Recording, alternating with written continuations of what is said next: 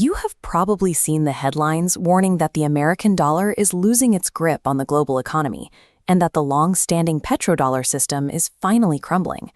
At its core, a petrodollar is exactly what it sounds like: a US dollar an oil exporting country receives when they sell a barrel of crude oil. Because the global oil trade is priced in dollars, buyers must get US dollars first. Think of the global economy as an exclusive VIP club, managed by the United States. For decades, paying for your oil in US dollars was the mandatory cover charge to get inside.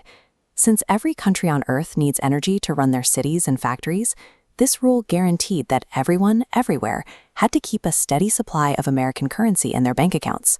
This constant global demand for dollars gave the United States a unique level of control over the international financial system. The club's real profit came from what happened after those dollars crossed the threshold, in a process tucked away from the main entrance. Back in the 1970s, global oil prices spiked.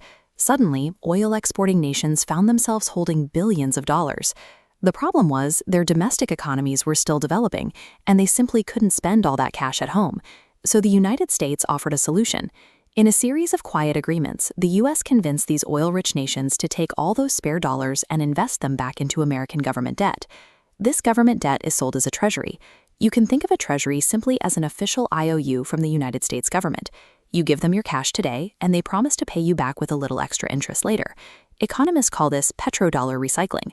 It created a continuous loop where the dollars the rest of the world spent on oil flowed right back into the U.S. government's pockets.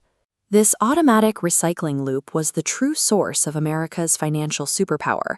Having a guaranteed buyer for its debt allowed the U.S. government to borrow huge sums at very low costs to fund its own growth. Today, however, that reliable loop of cash is breaking down, and it comes down to two major shifts. First, major oil exporters are now spending their wealth at home. Countries like Saudi Arabia are pouring billions into massive domestic megaprojects to diversify their economies away from oil. Because they are now funding all of this new domestic construction and modernization, these nations simply don't have mountains of leftover cash sitting around to buy US IOUs anymore. Second, modern financial markets have evolved. Today, sophisticated exchange systems make it incredibly easy for countries to purchase oil using their own local currencies, entirely bypassing the dollar in the background. In other words, the patrons of our global VIP club no longer have to pay the strict dollar cover charge to get their energy. Between oil nations spending their own cash and buyers using alternative currencies, the guaranteed pipeline of foreign money flowing into US Treasuries is drying up. So if the petrodollar is fading away, does that mean the US dollar is doomed? Not quite.